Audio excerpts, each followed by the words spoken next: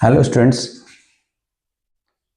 Class 12th की physics में unit electrostatics में एक टॉपिक आता है आपके पास, force between two charges in terms of their position vectors. ये टॉपिक आप लोगों को थोड़ा सा मुश्किल लगता है। मुश्किल इसलिए लगता है क्योंकि इसके अंदर जो है फोर्स, क्योंकि वेक्टर क्वांटिटी है, तो इन टर्म्स में क्या करेंगे, इसे वेक्टर फॉर्म करेंगे। और जब हम इसे वेक्टर फॉर्म में पढ़ते हैं तो थोड़ा सा हमको मुश्किल महसूस होता है इसमें, क्योंकि क्लास 11 का बेसिक है। वेक्टर हम लोगों ने क्लास 11 में सीखे थे, लेकिन फिर भी हमारे मन में वो डाउट हमेशा रहता है। तो इसलिए मैं इस टॉपिक को क्या कर रहा हूँ, रिवाइज करा रहा हूँ, ताकि जो है आपके लिए टॉपिक जो है क्या हो जाए, इजी हो जाए या आपके लिए कन्वीनियंट हो जाए। और ये बहुत इंपॉर्टेंट टॉपिक है बोर्ड के लिए, ठीक है। इसमें ये जो पोजिशन वेक्टर है, पहले इसको समझ लेते हैं, उसके बाद तो हम जो एक्सप्रेशन है वो कैलकुलेट कर लेंगे। पोजिशन वेक्टर क्या है, सबसे पहले वो समझते हैं। पोजिशन वेक्टर, वेक्टर क्वांटिटीज क्या है, ऐसी क्वांटिटीज जिनको रिप्रेजेंट करने के लिए मैग्नीट्यूड और डायरेक्शन दोनों की जरूरत पड़ती है। मैग्नीट्यूड तो हर क्वांटिटी के पास होता है, लेकिन डायरेक्शन सिर्फ जो है रिक्वायर्ड होती है किसके लिए, वेक्टर क्वांटिटीज के लिए। और फोर्स क्या है, force being a vector quantity always requires a direction, ठीक है। तो पोजीशन वेक्टर्स में हमारे पास क्या था कि अगर हम पोजीशन वेक्टर देखें इसमें, तो पोजीशन का मतलब क्या होता है, पोजीशन का मतलब क्या होता है, पोजीशन का मतलब होता है किस जगह पर आप हैं अभी। लेकिन यहां पर जब हम लोग वेक्टर के टर्म्स में लेते हैं, तो मान लीजिए अगर हम लोग यहां पर एक 2D टू डायमेंशन प्लेन को यूज कर रहे हैं, मान लीजिए, तो एक्स एक्सिस ये हो गई और वाई एक्सिस ये हो गई। तो ये क्या पॉइंट क्या है, ये आपका ओरिजिन है, ये क्या है, ओरिजिन है। और ये हमारे पास क्या है, ये पॉइंट बिल्कुल स्टेशनरी है। तो मान लीजिए अगर इस टू डायमेंशन में कोई पार्टिकल कर रहा है, मूव कर रहा है, मान लीजिए अभी उसकी पोजीशन जो P है, और बाद में वो मूव करके वो इस पोजीशन पर पहुंच गया, इस पोजीशन पर पहुंच गया। तो अगर कोई पार्टिकल अपनी इनिशियल पोजीशन P पर है, तो हम लोग इस ओरिजिन यानी कि इस स्टेशनरी पोजीशन से इसकी इस पोजीशन को रिप्रेजेंट करने के लिए जिस वेक्टर को यूज करेंगे, that vector is termed as क्या, पोजीशन वेक्टर। लेकिन जब हम वेक्टर को यूज करते हैं तो उसकी एक पर्टिकुलर डायरेक्शन होती है। तो हम लोग डायरेक्शन जो यूज करेंगे पोजीशन वेक्टर के लिए, वो यूज करेंगे O से, यानी फिक्स्ड पॉइंट से, इनिशियल पॉइंट से फाइनल पॉइंट की तरफ, यानी O से P की तरफ। तो इसका मतलब O से P की तरफ जो वेक्टर ड्रॉ कर रहे हैं वो क्या है, P का पोजीशन वेक्टर है। मान लीजिए आप यहां से इस Q पॉइंट को ले रहे हैं। अब इस Q पॉइंट का आपको अगर पोजीशन वेक्टर चाहिए तो आप क्या करोगे, यहीं से ही आप क्या करेंगे, एक वेक्टर ड्रॉ करेंगे which is directed from O to Q। इसमें डायरेक्शन बहुत मैटर करती है। तो O से Q जब आप गए तब ये वेक्टर आपने यूज किया, जब आप O से ही P की तरफ गए तब आपने एक वेक्टर यूज किया। तो इस P पॉइंट और Q पॉइंट या P पोजीशन और Q पोजीशन को with respect to origin, with respect to stationary point represent करने के लिए जिन वेक्टर्स को हम अप्लाई कर रहे हैं या जिन वेक्टर्स को हम यूज कर रहे हैं, दैट इज नोन एज क्या, पोजीशन वेक्टर। तो अगर मैं यहां पे इसका नाम रख दूं, मान लीजिए R1, वेक्टर R1, और इसका नाम रख दूं वेक्टर R2, तो इसके दो मायने हैं। वेक्टर R1 जो है ये पोजीशन वेक्टर है, ये पोजीशन वेक्टर है किसका, पॉइंट P का या पोजीशन P का। और R2 क्या है, R2 जो हमारे पास है वो है position vector of point Q, ठीक है। इसका मतलब आपके पास दो वेक्टर्स दिख गए, पॉइंट P, एक पॉइंट P के लिए और एक पॉइंट Q के लिए, जिसमें R1 R2 क्या है, पोजीशन वेक्टर है। लेकिन इंपॉर्टेंट बात यह है कि अगर मैं O से P की लेंथ लूंगा, लेंथ सिर्फ लेंथ लूंगा, तो इसकी लेंथ का जो मेजरमेंट मेरे लिए होगा, वेक्टर OP जो लिख रहा हूं मैं, उसका मैग्नीट्यूड लिया मैंने अगर, तो इसके मैग्नीट्यूड की लेंथ कितनी होगी, सिर्फ R1 के इक्वल होगी। और अगर ऐसे ही इस पोजीशन वेक्टर को जो Q पॉइंट का है, जिसको हम लोग बोल रहे हैं क्या, OQ, उसका अगर मैग्नीट्यूड लूंगा तो उसको क्या बोलेंगे, R2। मैग्नीट्यूड में सिर्फ वैल्यू आती है, ठीक है, और वेक्टर में फिर डायरेक्शन की बात चल रही होती, कहां से कहां। अब अगर हम लोग यहां पर एक डिस्प्लेसमेंट वेक्टर को भी समझ लें। डिस्प्लेसमेंट वेक्टर की बात कर लेते हैं। तो डिस्प्लेसमेंट वेक्टर को निकालने के लिए हम लोग क्या करेंगे, मान लीजिए हमारे पास इस पॉइंट की और इस पॉइंट का पोजीशन वेक्टर अवेलेबल है, r1 और r2 नाम से है, और पार्टिकल की जो डिस्प्लेसमेंट थी वो क्या थी, अगर वो पॉइंट P पर था और कुछ टाइम इंटरवल बाद वो इस Q पॉइंट पर पहुंच गया, तो अगर इस पॉइंट पर पहुंच गया तो आप यहां से यानी कि इनिशियल पोजीशन से इसकी फाइनल पोजीशन की तरफ एक वेक्टर ड्रॉ करेंगे, एक वेक्टर ड्रॉ करेंगे जिस वेक्टर का नाम हो जाएगा डिस्प्लेसमेंट वेक्टर। डिस्प्लेसमेंट वेक्टर, और इस डिस्प्लेसमेंट वेक्टर को अगर कैलकुलेट करना चाहते हैं, यानी कि डिस्प्लेसमेंट वेक्टर क्या है, P से Q गए क्योंकि आप, तो वेक्टर का नाम क्या हो जाएगा PQ, आप P से Q की तरफ गए हैं। तो अगर हम लोग वेक्टर PQ कैलकुलेट करना चाहते हैं तो क्लास 11th में हम लोग ने ट्रायंगल लॉ वेक्टर एडिशन समझा था। क्या समझा था, अगर आपके ये वेक्टर जो हैं, ठीक है, वेक्टर ये और ये वाला वेक्टर ट्रायंगल की दो साइड्स को रिप्रेजेंट कर रहे हैं taken in the same order, तो थर्ड साइड जो थर्ड साइड थी वो इन दोनों के सम को रिप्रेजेंट कर रही थी, but taken in reverse order. Reverse order मतलब इनका और इनका जो है ऑर्डर क्या है, सेम है, सीक्वेंस सेम है, कि यहां से यहां गए फिर यहां से यहां गए, लेकिन हम यहां से यहां नहीं आ रहे बल्कि उसका उल्टा भाग रहे हैं। तो इसका मतलब जो ट्रायंगल लॉ वेक्टर एडिशन था उसमें हमने क्या समझा था कि जो आपके पास ट्रायंगल लॉ वेक्टर एडिशन के हिसाब से जो वेक्टर OP है प्लस PQ है, जो PQ है वो क्या हो जाएगा, वेक्टर OQ के इक्वल हो जाएगा। और अगर हमें PQ कैलकुलेट करना है तो PQ कैलकुलेट करने के लिए हम लोग क्या करेंगे, OQ में से वेक्टर OP को सब्ट्रैक्ट कर देंगे। तो आप इस बात का एक ख्याल रखिएगा कि जब हम डिस्प्लेसमेंट वेक्टर निकालते हैं तो हमारे पास पोजीशन वेक्टर पता होने चाहिए, ठीक है। अब यहां पर मैं आपको एक शॉर्टकट समझाता हूं लोगों को, हालांकि शॉर्टकट ही है। अगर यहां पर PQ लिखा है बाद में Q लिखा है तो इसका मतलब Q के पोजीशन वेक्टर में से P का पोजीशन वेक्टर माइनस होगा। मान लीजिए यहां पर कहीं XY लिखा हो, मान लीजिए वेक्टर XY निकालना है, ठीक है, तो आपके पास Y के पोजीशन वेक्टर में से X का पोजीशन वेक्टर माइनस करना होगा। ये आपके पास कुछ बेसिक चीजें क्लास 11th में आपने समझी थी। इसके अलावा दो तीन बातें और कर लेते हैं डिस्कस पे, तभी हम इस टॉपिक पे जाएंगे।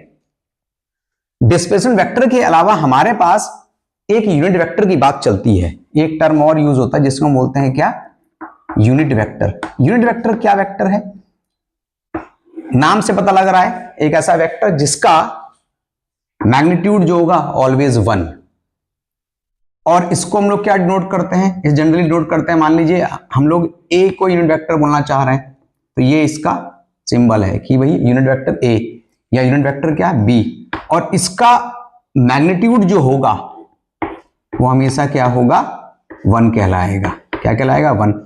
इसका रोल क्या होता है, इसका रोल होता है डायरेक्शन प्रोवाइड करना। क्या करना, डायरेक्शन प्रोवाइड करना।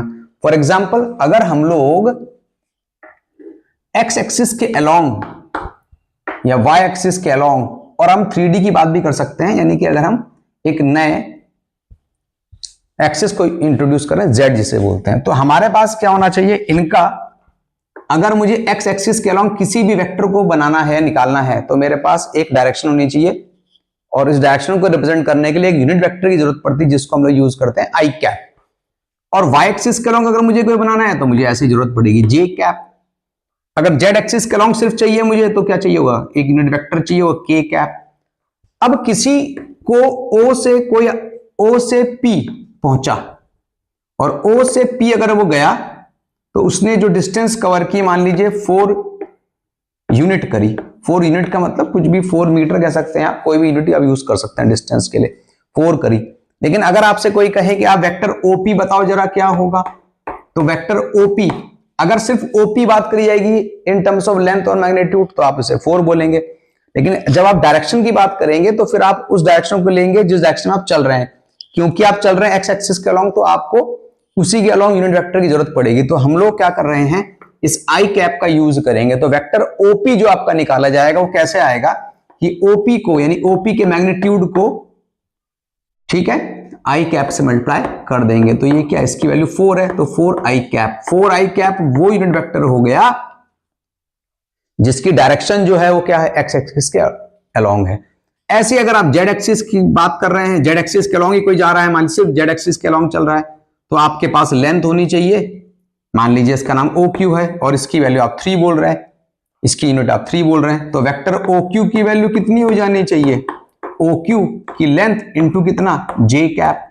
तो ये क्या हो जाएगा, 3 जे कैप। ये बेसिक बातें आप लोगों ने सीखी थी, ठीक है।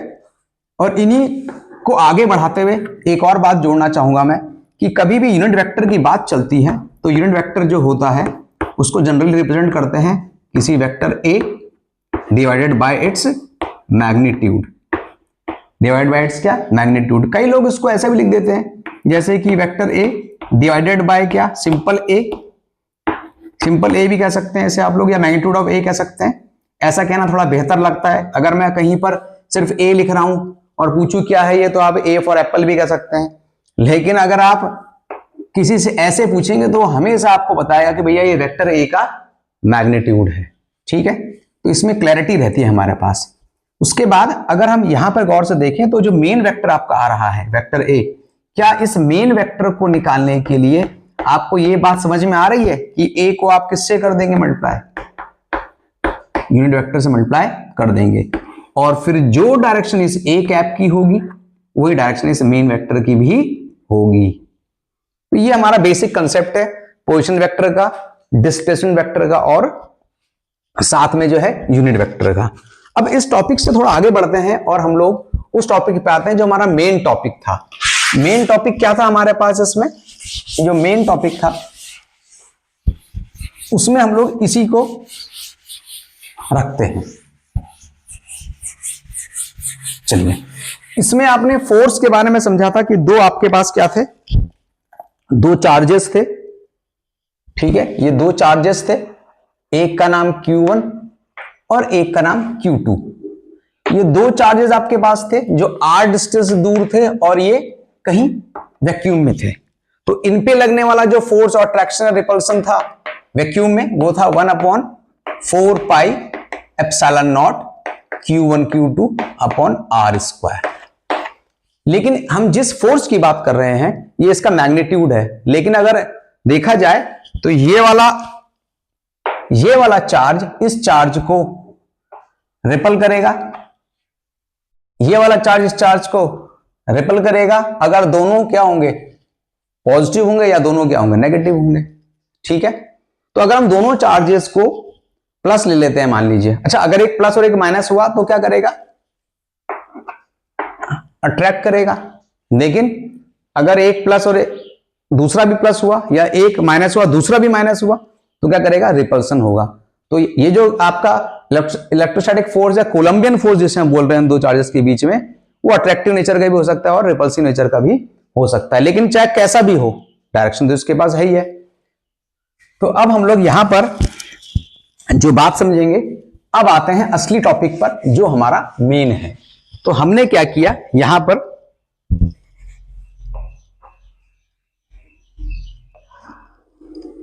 ये एक्स एक्सिस थोड़ा सा अच्छा बना लेते हैं इसको, ये एक्स एक्सिस, ये वाई एक्सिस, और चाहे तो हम यहां पर एक जेड एक्सिस को भी इन्वॉल्व कर लेते हैं। ये हमारा, ये जो हमारे पास है ये ओरिजिन है और हमने यहां पर दो चार्जेस को रख दिया है, दो चार्जेस हमने यहां पर रख दिए हैं। एक चार्ज यहां पर रख दिया है Q1 और एक चार्ज इस पोजीशन पर रख दिया है जिसका नाम है Q2। अब दो डिफरेंट पोजीशन है तो हमने इनकी पोजीशन को रिप्रेजेंट करने के लिए दो पोजीशन वेक्टर्स बना दिए हैं, दो पोजीशन वेक्टर्स बना दिए हैं जो कि O के रेस्पेक्ट में दिखाई दे रहे हैं। एक का नाम हमारे पास है R1 और एक का नाम हमारे पास है R2।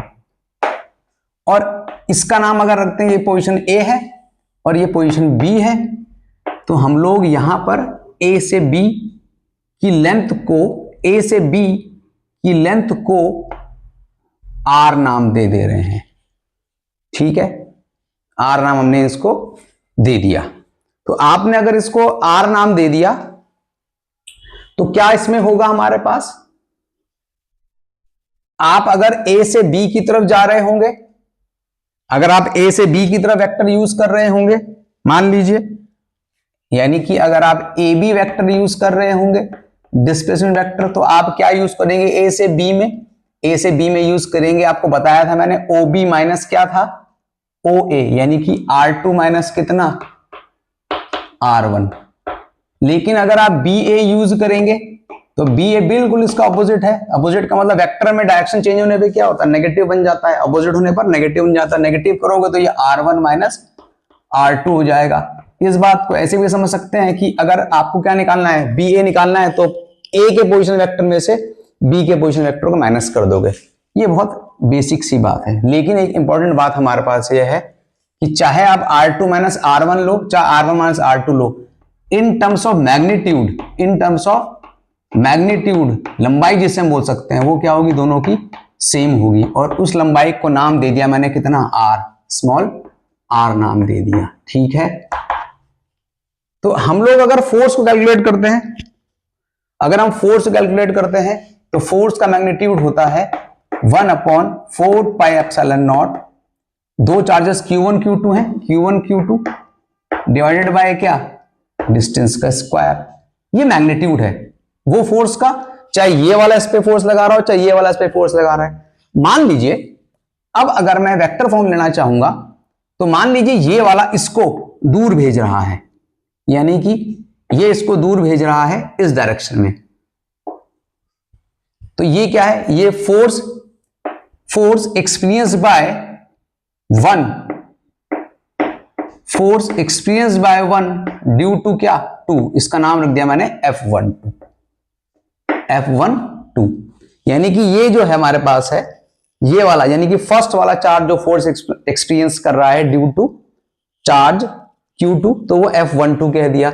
और अगर मुझे F12 निकालना है, क्योंकि F12 की डायरेक्शन मेरे पास इधर की तरफ है, तो मुझे इसी डायरेक्शन के अलोंग एक यूनिट वेक्टर रिक्वायर्ड होगा, इसी डायरेक्शन के अलोंग। तो हमने इस डायरेक्शन के अलोंग एक यूनिट वेक्टर एज्यूम कर लिया जो कि B से A की तरफ आ रहा है, B से A की तरफ आ रहा है, और उस यूनिट वेक्टर का नाम दे दिया हमने यहां पर R कैप, R कैप, जो किधर से किधर आ रहा है, 2 से 1 की तरफ आ रहा है। आप चाहें तो इसे R21 कह सकते हैं। R21 का मतलब ये ऐसा यूनिट वेक्टर कैसे पता लग रहा है, क्योंकि इसके ऊपर कैप लगा हुआ है, इसे कैरेट भी बोल सकते हैं, और डायरेक्शन किधर है, 2 से 1 की तरफ। तो यानी कि अगर मुझे इस F12 के डायरेक्शन को यूज करना है तो मुझे इसकी जरूरत पड़ेगी ही पड़ेगी। तो F12 अगर मैं कैलकुलेट करूंगा तो F12 की वैल्यू क्या निकलेगी मेरे लिए, F12 की वैल्यू मेरे लिए निकलेगी जो मेरा फोर्स है, यानी कि मैग्नीट्यूड है, यानी वो कितना है, 1/4 pi epsilon not Q1 Q2 upon कितना, R स्क्वायर। और डायरेक्शन के लिए किसको यूज करूंगा, मैं यूनिट वेक्टर को यूज करूंगा जो क्या है, R21। क्या है मेरे पास, ये R21, ये मैंने इस पे वैल्यू डाल दी। ठीक है, ठीक है जी।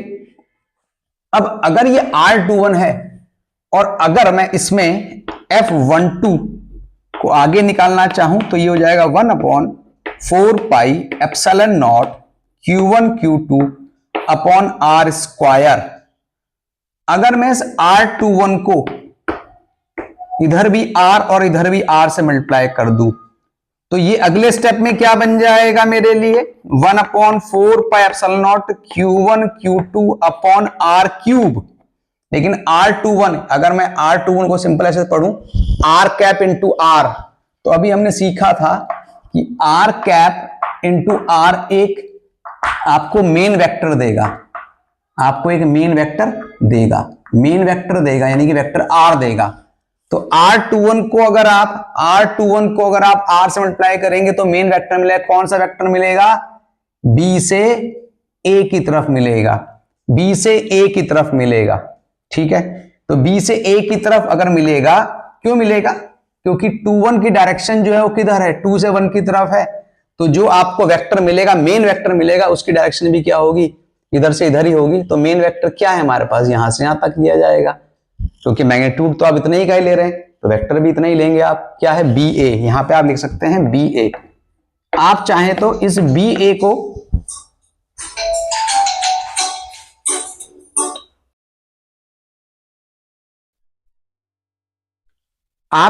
इस बी ए को क्या लिख सकते हैं, आप इस वेक्टर बी ए को लिख सकते हैं, देखिए यहां लिखा हुआ है क्या है, R1 माइनस R2। तो यहां पर क्या हो जाएगा, इस जगह पर आएगा F12 की वैल्यू जो आएगी, F12 की जो वैल्यू आएगी वो कितनी आ जाएगी, 1/4 pi epsilon not Q1 Q2 upon R cube, और बी ए की वैल्यू कितनी है, R1 minus R2, R1 minus R2, ऐसे हो सकता है आपके पास R1 माइनस R2। और ये जो R क्यूब है, ये R क्यूब क्या है, R क्यूब जो है ये मैग्नीट्यूड है, ये क्या है, मैग्नीट्यूड है। ये मैग्नीट्यूड किसका है, B से A का है, ये क्या है, B से A का है। और अगर मैं B से A का मैग्नीट्यूड निकालूं तो B से A का मैग्नीट्यूड को मैं कैसा लिख सकता हूं, अगर vector BA R1 minus R2 है तो इसका मैग्नीट्यूड क्या जाएगा, R1 माइनस R2 हो जाएगा, और उसका क्यूब है तो यहां पे क्या हो सकता है, ये हो जाएगा 1/4 pi epsilon not Q1 Q2 upon R1 minus R2 का होल का क्यूब, और यहां पर vector R1 minus vector R2। अब इस बात को ना समझिएगा आप कि इन दो के मीनिंग अलग अलग दिख रहे हैं। ये दोनों अलग अलग क्यों हैं, क्योंकि R1 माइनस R2 करेंगे तो एज अ वेक्टर दिखाई देगा, लेकिन R1 माइनस R2 के मैग्नीट्यूड का क्यूब करेंगे तो सिर्फ क्या होगा, स्केलर फॉर्म होगी, एक वैल्यू होगी हमारे पास, ठीक है। जैसे हमने F12 निकाला, क्या सिमिलरली F21 कैलकुलेट कर सकते हैं। F21 क्या हो जाएगा, F21 वो फोर्स है जो 2 एक्सपीरियंस कर रहा है, ड्यू टू क्या, 1, ड्यू टू 1। ये मान लीजिए F21 है, F21 है, इसकी डायरेक्शन इधर की तरफ है, तो इसकी डायरेक्शन इधर की तरफ है, तो हमको फिर क्या करना पड़ेगा, एक यूनिट वेक्टर यूज करना पड़ेगा जिसका नाम बन जाएगा क्या, R12 कैप। फिर वही चीज हो जाएगी। अगर हम यहां पर क्या करेंगे, F21 कैलकुलेट करेंगे, तो F21 के लिए हमें क्या जरूरत पड़ेगी, मैग्नीट्यूड, जो कि हमारे पास 1/4 pi epsilon not Q1 Q2 upon कितना R स्क्वायर है। साथ ही साथ क्या हो जाएगा, आप R21 की बात करेंगे, यहां पर R12 की, सॉरी R12 क्या है, 1 से 2 की तरफ जा रहा है यूनिट वेक्टर।